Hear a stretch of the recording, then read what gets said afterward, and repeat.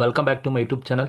ಈ ಒಂದು ವಿಡಿಯೋದಲ್ಲಿ ಸೆಕೆಂಡ್ ಸೆಮಿಸ್ಟರ್ ಬಿ ಕಾಮ್ ಅಲ್ಲಿ ಯಾರೆಲ್ಲ ಇದ್ದೀರಾ ಅವರಿಗೆ ಅಡ್ವಾನ್ಸ್ಡ್ ಫಿನಾನ್ಷಿಯಲ್ ಅಕೌಂಟಿಂಗ್ ಅಲ್ಲಿ ಅಕೌಂಟಿಂಗ್ ಫಾರ್ ಲಿಮಿಟೆಡ್ ಲಯಬಿಲಿಟಿ ಪಾರ್ಟ್ನರ್ಶಿಪ್ಗೆ ಸಂಬಂಧಪಟ್ಟಂತ ಸೆಕ್ಷನ್ ಬಿಗೆ ಕೇಳಬಹುದಾದಂತಹ ಕ್ವಶನ್ಸ್ ಅನ್ನ ನಾನು ನಿಮಗೆ ಈ ಒಂದು ವಿಡಿಯೋದಲ್ಲಿ ತಿಳಿಸ್ಕೊಡ್ತೀನಿ. ಸೊ ಇದು ಸೆಕ್ಷನ್ ಬಿ 8 ಮಾರ್ಕ್ಸ್ಗೆ ಕೇಳ್ತಕ್ಕಂಥ ಒಂದು ಕ್ವಶನ್. ಆಲ್ರೆಡಿ ಇದೇ ತರದ ಒಂದು ಕ್ವಶನ್ಸ್ ಅನ್ನ ನಾನು ಪ್ರೀವಿಯಸ್ ವಿಡಿಯೋದಲ್ಲಿ ನಿಮಗೆ ಅಪ್ಲೋಡ್ ಮಾಡಿದ್ದೀನಿ. ಸೊ ಇದು ಎರಡನೇ ಕ್ವಶನ್. ಸೆಕ್ಷನ್ ಬಿಗೆ LLP ಮೇಲೆ ಏನಾದ್ರು ಕೇಳಿದ್ರೆ ಪ್ರಾಫಿಟ್ ಅಂಡ್ ಲಾಸ್ ಅಕೌಂಟ್ ಅನ್ನ ಮಾಡಿ ಅಂತ ಕೇಳ್ತಾರೆ. ಸೊ ಬನ್ನಿ ಆ ಕ್ವಶನ್ಸ್ ಹೇಗಿದೆ, ಹೇಗೆ ಆನ್ಸರ್ಸ್ ಮಾಡಬೇಕು ಅನ್ನೋದನ್ನ ನೋಡ್ತಾ ಹೋಗೋಣ. ಕ್ವಶನ್ಸ್ ಏನಿದೆಯಪ್ಪ ಅಂದ್ರೆ, drawing details pertaining to apex LLP for the financial year 24-25 prepare profit and loss account considering the adjustment provided. ಅಂದ್ರೆ ಸೊ ಒಂದು ಅಪೆಕ್ಸ್ LLP ಗೆ ಸಂಬಂಧಪಟ್ಟಂತ ಪ್ರಾಫಿಟ್ ಅಂಡ್ ಲಾಸ್ ಅಕೌಂಟ್ ಅನ್ನ ಪ್ರಿಪೇರ್ ಮಾಡಬೇಕು with the help of the information which is given in below ಅಂತ ಕೊಟ್ಟಿದ್ದಾರೆ. So ನೋಡಿ, profit and loss account ಅಂದ್ರೆ ಬರೋದು ಎರಡೇ, ಒಂದು ಇನ್ಕಮ್ ಬರುತ್ತೆ, ಇನ್ನೊಂದು ಎಕ್ಸ್ಪೆನ್ಸಸ್ ಬರುತ್ತೆ. ಇನ್ಕಮ್ ಮೈನಸ್ ಎಕ್ಸ್ಪೆನ್ಸಸ್ ಮಾಡಿದ್ರೆ ನಿಮಗೆ ಪ್ರಾಫಿಟ್ ಬಿಫೋರ್ ಟ್ಯಾಕ್ಸ್ ಬರುತ್ತೆ, ಟ್ಯಾಕ್ಸ್ ಅನ್ನ ಲೆಸ್ ಮಾಡಿದ್ರೆ ಪ್ರಾಫಿಟ್ ಆಫ್ಟರ್ ಟ್ಯಾಕ್ಸ್ ಬರುತ್ತೆ. ಸೊ ಅದನ್ನ ನಾವು ಫೈಂಡ್ ಔಟ್ ಮಾಡಬೇಕಾಗುತ್ತೆ. ಸೊ ಇಲ್ಲಿ ಏನೇನು ಕೊಟ್ಟಿದ್ದಾರೆ, ಯಾವ್ದಾವ್ದು ಎಲ್ಲೆಲ್ಲಿ ಬರುತ್ತೆ ಅಂತ ನೋಡ್ತಾ ಹೋಗೋಣ ಒನ್ ಬೈ ಒನ್. ನೋಡಿ, ರೆವಿನ್ಯೂ ಫ್ರಮ್ ಆಪರೇಷನ್ಸ್ 22 ಲ್ಯಾಕ್ ಕೊಟ್ಟಿದ್ದಾರೆ. ನೋಡಿ, ರೆವಿನ್ಯೂ ಅಂತ ವರ್ಡ್ ಕೇಳಿದ್ರೆ ರೆವಿನ್ಯೂ ಅಂದ್ರೆ ಇನ್ಕಮ್ ಅಂತ ಅರ್ಥ. ಸೊ ಹಾಗಾಗಿ ಇದು ಇನ್ಕಮ್ ಅಲ್ಲಿ ತಗೋಬೇಕಾಗುತ್ತೆ. ರೆವಿನ್ಯೂ ಅಂದ್ರೆ ಇನ್ಕಮ್ ಅಂತ ಅರ್ಥ, ಇನ್ಕಮ್ ಅಲ್ಲಿ ಬರುತ್ತೆ. ನೋಡಿ, ಸ್ಯಾಲರೀಸ್ ಕೊಟ್ಟಿದ್ದಾರೆ 4,50,000 ಸ್ಯಾಲರಿ. ಈ ಅಪೆಕ್ಸ್ LLP ಸ್ಯಾಲರೀಸ್ ಕೊಡ್ತಾ ಇದೆ. ಸ್ಯಾಲರಿ ಇನ್ಕಮ್ ಎಕ್ಸ್ಪೆನ್ಸಸ್ ಅಂತ ಹೇಳಿದ್ರೆ ಎಕ್ಸ್ಪೆನ್ಸಸ್ ಯಾವ ತರದ ಎಕ್ಸ್ಪೆನ್ಸಸ್ ಅಂತ ಹೇಳಿದ್ರೆ ಇದು ಎಂಪ್ಲಾಯಿಗೆ ಕೊಡ್ತಕ್ಕಂಥ ಎಕ್ಸ್ಪೆನ್ಸಸ್. ಹಾಗಾಗಿ ಇದನ್ನ ನಾವು ಎಂಪ್ಲಾಯಿ ಬೆನಿಫಿಟ್ ಎಕ್ಸ್ಪೆನ್ಸಸ್ ಅಲ್ಲಿ ತಗೋಬೇಕಾಗುತ್ತೆ. ಸ್ಯಾಲರಿ ಯಾರಿಗೆ ಕೊಡೋದು ಅಂದ್ರೆ ಎಂಪ್ಲಾಯಿ ಕೊಡೋದು, ಹಾಗಾಗಿ ಎಂಪ್ಲಾಯಿ ಬೆನಿಫಿಟ್ ಎಕ್ಸ್ಪೆನ್ಸಸ್ ಅಲ್ಲಿ ನಾವು ತಗೋಬೇಕು. ರೆಂಟ್ 1,20,000 ಕೊಟ್ಟಿದ್ದಾನೆ. ನೋಡಿ, ರೆಂಟ್ ಅಂತ ಅಷ್ಟೇ ಹೇಳಿದ, ಅದು ರಿಸೀವ್ ಮಾಡಿದಾರ ಪೇಮೆಂಟ್ ಮಾಡಿದಾರ ಅಂತ ಏನು ಹೇಳಿಲ್ಲ. ಏನು ಹೇಳಿಲ್ಲ ಅಂದ್ರೆ ಅದು ಪೇಮೆಂಟ್ ಮಾಡ್ತಾ ಇದೀವಿ ಅಂತ ಅರ್ಥ. ಸೊ ಅಪೆಕ್ಸ್ LLP ರೆಂಟ್ ಅನ್ನ ಪೇಮೆಂಟ್ ಮಾಡ್ತಾ ಇದೆ. ಸೊ ರೆಂಟ್ ಯಾವ ಎಕ್ಸ್ಪೆನ್ಸಸ್ ಪೇಮೆಂಟ್ ಮಾಡಿದರೆ, ರೆಂಟ್ ಪೇಮೆಂಟ್ ಮಾಡ್ತಾ ಇದ್ದಾರೆ ಅಂದ್ರೆ ಅದು ಎಕ್ಸ್ಪೆನ್ಸಸ್, ಅದನ್ನ ನಾವು ಅದರ್ ಎಕ್ಸ್ಪೆನ್ಸಸ್ ಅಲ್ಲಿ ತಗೋಬೇಕಾಗತ್ತೆ.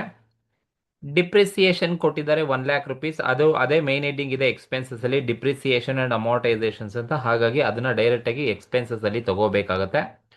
ನೋಡಿ, ಇಂಟ್ರೆಸ್ಟ್ ಆನ್ ಪಾರ್ಟ್ನರ್ಸ್ ಕ್ಯಾಪಿಟಲ್ ಕೊಟ್ಟಿದ್ದಾರೆ. ಅಂದ್ರೆ ಪಾರ್ಟ್ನರ್ಸ್ ಕ್ಯಾಪಿಟಲ್ ಮೇಲೆ ಇಂಟ್ರೆಸ್ಟ್ ಅನ್ನ ಪೇಮೆಂಟ್ ಮಾಡ್ತಾ ಇದ್ದಾರೆ. ಅಪೆಕ್ಸ್ LLP ನಲ್ಲಿ ಅದು ಏನಾಗುತ್ತೆ ಅಂದ್ರೆ ಇಂಟ್ರೆಸ್ಟ್ ಪೇಮೆಂಟ್ ಮಾಡ್ತಾ ಇದ್ದಾರೆ ಅಂತ ಹೇಳಿದ್ರೆ, ಇಂಟ್ರೆಸ್ಟ್ ಏನ ಪೇಮೆಂಟ್ ಮಾಡಿದ್ರೆ ಎಕ್ಸ್ಪೆನ್ಸಸ್ ಅಲ್ಲಿ ತಗೋಬೇಕು. ಎಂತ ಎಕ್ಸ್ಪೆನ್ಸಸ್ ಅಪ್ಪ ಅಂದ್ರೆ ಅದು ಫಿನಾನ್ಸ್ ಕಾಸ್ಟ್ ಅಲ್ಲಿ ತಗೋಬೇಕಾಗುತ್ತೆ. Anything interest paid it is fall under the expenses under the head of finance cost ಅಲ್ಲಿ ತಗೊಳ್ತಕ್ಕಂಥದ್ದು.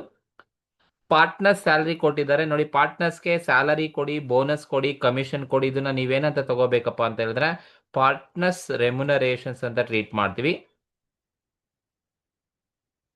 ಪಾರ್ಟ್ನರ್ ಸ್ಯಾಲರಿ, ಬೋನಸ್, ಕಮಿಷನ್ ಏನಿದೆ ಅದೆಲ್ಲದೂ ಕೂಡ ಒಂದೇ ವರ್ಡಲ್ಲಿ ಪಾರ್ಟ್ನರ್ಸ್ ರೆಮ್ಯುನರೇಷನ್ಸ್ ಅಲ್ಲಿ ನಾವು ತಗೋಬೇಕಾಗುತ್ತೆ. ಅದರ್ ಎಕ್ಸ್ಪೆನ್ಸಸ್ ಕೊಟ್ಟಿದ್ದಾರೆ, ಅದು ಅದರ್ ಎಕ್ಸ್ಪೆನ್ಸಸ್ ಬರುತ್ತೆ. ನೋಡಿ, ಪರ್ಚೇಸ್ ಕೊಟ್ಟಿದ್ದಾರೆ 4 ಲ್ಯಾಕ್, ಕ್ಲೋಸಿಂಗ್ ಸ್ಟಾಕ್ ಕೊಟ್ಟಿದ್ದಾರೆ 4 ಲ್ಯಾಕ್. ಪರ್ಚೇಸ್ ಮತ್ತೆ ಕ್ಲೋಸಿಂಗ್ ಸ್ಟಾಕ್ ಏನಿದೆ, ಸೊ ಇದು ನಮಗೆ ಕೊಟ್ಟಿದ್ದಾರೆ, ಕ್ಲೋಸಿಂಗ್ ಸ್ಟಾಕ್ ಕೊಟ್ಟಿದ್ದಾರೆ ಅಂತ ಹೇಳಿದ್ರೆ, ಸೊ ಇವೆರಡು ಕೂಡ ನಾವೆಲ್ಲಿ ತಗೋಬೇಕಪ್ಪ ಅಂದ್ರೆ ಕಾಸ್ಟ್ ಆಫ್ ಗೂಡ್ಸ್ ಸೋಲ್ಡ್ ಅನ್ನ ಕ್ಯಾಲ್ಕುಲೇಷನ್ ಮಾಡ್ಲಿಕ್ಕೆ ಯೂಸ್ ಮಾಡ್ತಕ್ಕಂಥದ್ದು ಪರ್ಚೇಸ್ ಮತ್ತೆ ಕ್ಲೋಸಿಂಗ್ ಸ್ಟಾಕ್ ಅನ್ನ. ಪ್ರಾವಿಷನ್ ಫಾರ್ ಬ್ಯಾಡ್ ಡೇಟ್ಸ್ ಕೊಟ್ಟಿದ್ದಾರೆ. Provision for bad dates is other expenses ಅಲ್ಲಿ ತಗೋಬೇಕು. ಎಕ್ಸ್ಪೆನ್ಸಸ್ ಅದರ್ ಎಕ್ಸ್ಪೆನ್ಸಸ್ ಅಲ್ಲಿ ತಗೊಳ್ತೀವಿ. ಟ್ಯಾಕ್ಸ್ ಎಕ್ಸ್ಪೆನ್ಸಸ್ ಕೊಟ್ಟಿದ್ದಾರೆ, ಅದು ಟ್ಯಾಕ್ಸ್ ಪ್ರಾಫಿಟ್ ಬಿಫೋರ್ ಟ್ಯಾಕ್ಸ್ ಆದ್ಮೇಲೆ ನಾವು ತಗೋಬೇಕಾಗತ್ತೆ.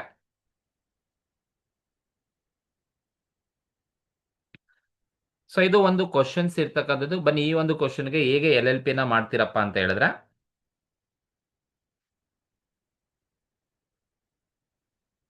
ಸೊ ನೋಡಿ, ಈ ತರ ನೀವು ಕಾಲಮ್ಸ್ ಅನ್ನ ಹಾಕೊಳ್ಳಿ. Profit and loss account of apex LLP ಅಂತ ಹೇಳ್ಬಿಟ್ಟು.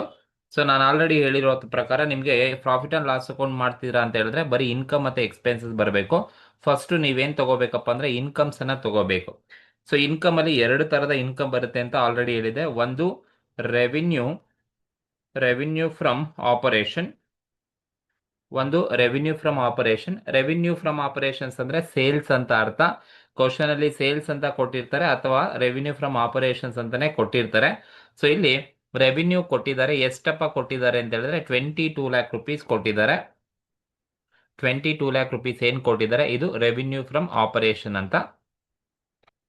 ಎರಡನೇದು ಬಂದು ಅದರ್ ಇನ್ಕಮ್.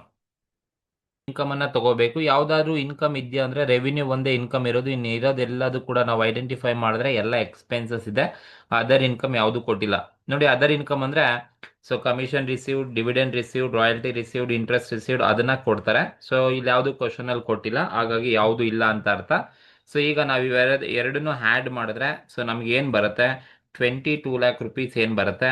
ಸೊ ಇದನ್ನ ನಾವು ಟೋಟಲ್ ಇನ್ಕಮ್ ಅಂತ ಕರಿತೀವಿ. ಟೋಟಲ್ ಇನ್ಕಮ್ ಎ ಅಂತ ಟ್ರೀಟ್ ಮಾಡೋಣ. Total income, this is called A. Total income A ಅಂತ ಟ್ರೀಟ್ ಮಾಡೋಣ.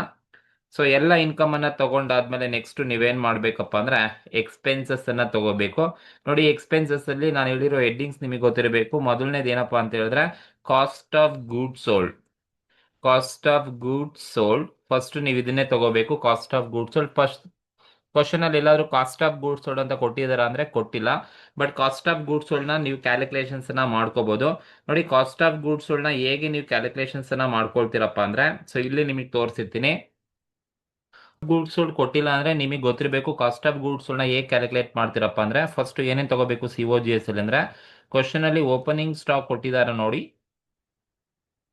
ಓಪನಿಂಗ್ ಸ್ಟಾಕ್ ತಗೋಬೇಕು. ಕ್ವಶನ್ ಅಲ್ಲಿ ಓಪನಿಂಗ್ ಸ್ಟಾಕ್ ಕೊಟ್ಟಿದ್ದಾರೆ ಅಂದ್ರೆ ಕ್ವಶನ್ ಅಲ್ಲಿ ಓಪನಿಂಗ್ ಸ್ಟಾಕ್ ಕೊಟ್ಟಿಲ್ಲ. ಓಕೆ, ಈ ಓಪನಿಂಗ್ ಸ್ಟಾಕಿಗೆ ನೀವೇನ್ ಮಾಡಿ ಅಂದ್ರೆ ಆಡ್, ಏನನ್ನ ಆಡ್ ಮಾಡ್ಬೇಕಪ್ಪ ಅಂದ್ರೆ ಆಡ್ ಪರ್ಚೇಸಸ್. ಪರ್ಚೇಸಸ್ ಕೊಟ್ಟಿದ್ರೆ ಆಡ್ ಮಾಡಬೇಕು. ನಮ್ಮ ಈ ಒಂದು ಕ್ವಶನ್ ಅಲ್ಲಿ ಪರ್ಚೇಸ್ ಕೊಟ್ಟಿದ್ದಾರೆ. ಸೊ ಈ ಒಂದು ಕ್ವಶನ್ ಅಲ್ಲಿ ಪರ್ಚೇಸ್ ಕೊಟ್ಟಿರೋದ್ರಿಂದ ಎಷ್ಟು ಕೊಟ್ಟಿದಾರಪ್ಪ ಪರ್ಚೇಸ್ ಅಂತ ಹೇಳಿದ್ರೆ 4 lakh rupees ಪರ್ಚೇಸ್ ಕೊಟ್ಟಿದ್ದಾರೆ. ಸೊ ಓಪನಿಂಗ್ ಸ್ಟಾಕಿಗೆ ಆಡ್ ಪರ್ಚೇಸಸ್ ಅನ್ನ ಆಡ್ ಮಾಡಿ. ಪರ್ಚೇಸಸ್ ಅನ್ನ ಆಡ್ ಮಾಡಿ ಲೆಸ್, ಇನ್ನೇನನ್ನ ಲೆಸ್ ಮಾಡ್ಬೇಕಪ್ಪ ಅಂದ್ರೆ ಲೆಸ್ ಕ್ಲೋಸಿಂಗ್ ಸ್ಟಾಕ್ ಅನ್ನ ನೀವು ಲೆಸ್ ಮಾಡಬೇಕು. Opening stock add purchases minus closing stock. Closing stock ಅನ್ನ ನೀವು ಮೈನಸ್ ಮಾಡಬೇಕು. ಎಷ್ಟು ಕೊಟ್ಟಿದಾರಪ್ಪ ಕ್ಲೋಸಿಂಗ್ ಸ್ಟಾಕ್ ಅಂದ್ರೆ 1 lakh rupees ಕೊಟ್ಟಿದ್ದಾರೆ. ಸೊ ಮೈನಸ್ ಮಾಡಬೇಕು.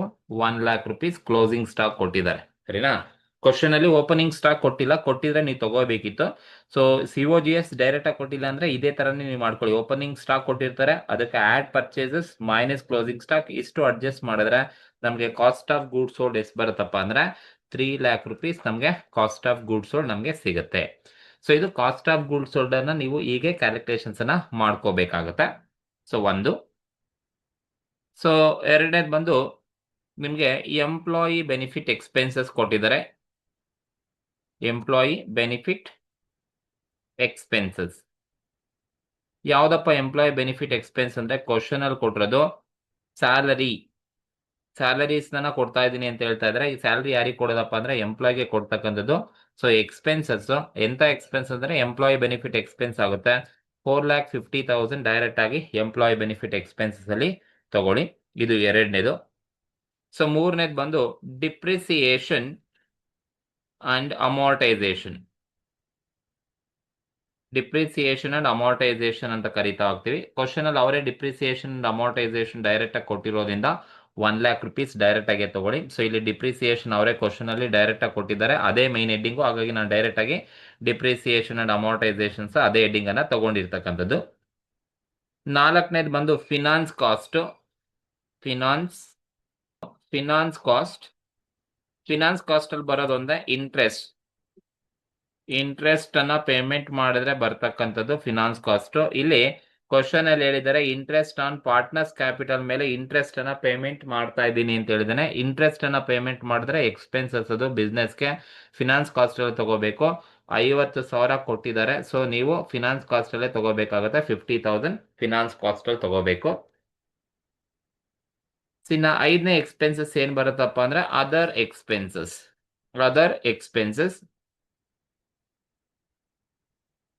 ಅದರ್ ಎಕ್ಸ್ಪೆನ್ಸಸ್ ತಗೋಬೇಕು. ನೋಡಿ ಇಲ್ಲಿ ಅದರ್ ಎಕ್ಸ್ಪೆನ್ಸಸ್ ಅಲ್ಲಿ ಅವರೇ ಕೊಟ್ಟಿದ್ದಾರೆ ಆಲ್ರೆಡಿ.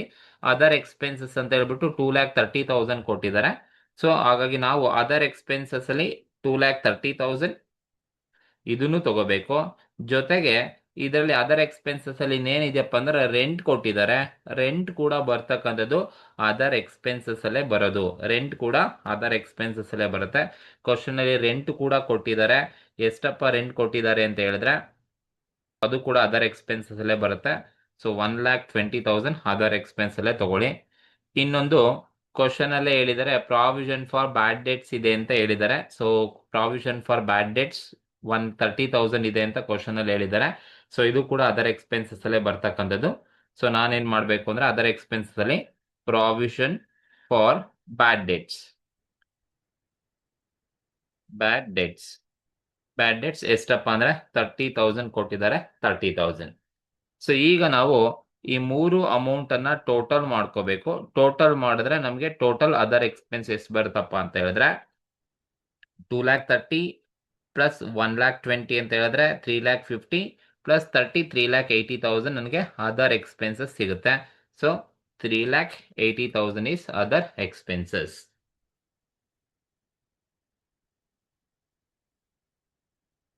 3,80,000 ಅದರ್ ಎಕ್ಸ್ಪೆನ್ಸಸ್ ಅಂತ ಟ್ರೀಟ್ ಮಾಡ್ತೀವಿ. ಸೊ ಇನ್ಯಾವ್ದಾದ್ರು ಕ್ವಶನ್ ಅಲ್ಲಿ ಎಕ್ಸ್ಪೆನ್ಸಸ್ ಇದೆಯಾ ಅಂದ್ರೆ ಇಲ್ಲ. ಎಕ್ಸ್ಪೆನ್ಸ್ ಅಲ್ಲಿ ಯೂಶಲಿ ಬರೋದು ಇಷ್ಟೇ main heading. Cost of goods ಮೊದಲನೇ ತಗೊಳ್ಳಿ, ಎಂಪ್ಲಾಯ್ ಬೆನಿಫಿಟ್, ಡಿಪ್ರಿಸಿಯೇಷನ್, ಫಿನಾನ್ಸ್ ಮತ್ತೆ other expenses. Cost of goods sold ನಾವೇ ಕ್ಯಾಲ್ಕುಲೇಟ್ ಮಾಡ್ಕೋಬೇಕು. Opening stock add purchase minus closing stock, you will get cost of goods sold ನಿಮಗೆ ಸಿಗುತ್ತೆ. So ಈಗ ನೀವೇನ್ ಮಾಡಿ ಅಂದ್ರೆ ಸೊ ಎಲ್ಲ ಇನ್ಕಮ್ಸ್ ನ ಟೋಟಲ್ ಮಾಡಿದ್ರೆ ಟೋಟಲ್ ಇನ್ಕಮ್ ಸಿಕ್ಕಿದೆ. ಅದೇ ತರ ಈಗ ಎಲ್ಲ ಎಕ್ಸ್ಪೆನ್ಸಸ್ ಅನ್ನ ಟೋಟಲ್ ಮಾಡ್ಕೊಳ್ಳಿ. ಸೊ ಎಲ್ಲ ಎಕ್ಸ್ಪೆನ್ಸಸ್ ಅನ್ನ ಟೋಟಲ್ ಮಾಡಿದಾಗ ನಿಮಗೆ ಬರ್ತಕ್ಕಂಥದ್ದು ಟೋಟಲ್ ಎಕ್ಸ್ಪೆನ್ಸಸ್ ಬಿ ಅಂತ ಕರಿತೀವಿ. ಎಸ್ ಬರ್ತಪ್ಪ ಅಂತ ಹೇಳಿದ್ರೆ 3,12,80,000 ಟೋಟಲ್ ಎಕ್ಸ್ಪೆನ್ಸಸ್ ಬಿ ಬರುತ್ತೆ.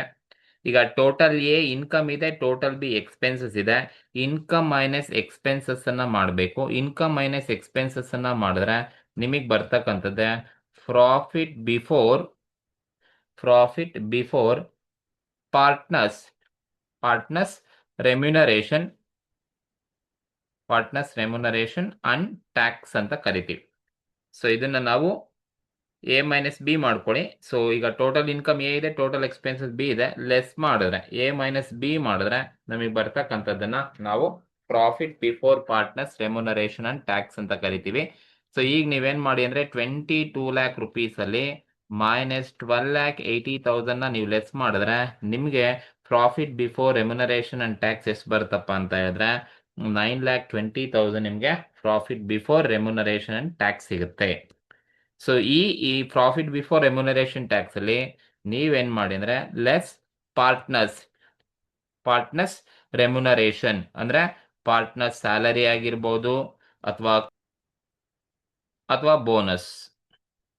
ಸೊ ಯಾವ್ದು ಬೇಕಾದ್ರೂ ಕೊಡ್ಬೋದು. ಪಾರ್ಟ್ನರ್ಸ್ ರಿಲೇಟೆಡ್ ಇದ್ರೆ partner salary, partners bonus, partners commission ಇದ್ರೆ ಎಲ್ಲ ಲೆಸ್ ಮಾಡಬೇಕು.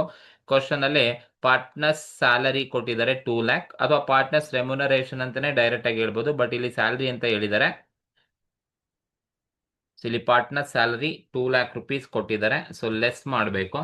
ಸೊ 2 lakh rupees ಅನ್ನ ನೀವು ಲೆಸ್ ಮಾಡಿದ್ರೆ ಸೊ ನಿಮಗೆ ಬರ್ತಕ್ಕಂಥದ್ದು ಎಷ್ಟಪ್ಪ ಅಂದ್ರೆ 7,20,000 ಬರುತ್ತೆ.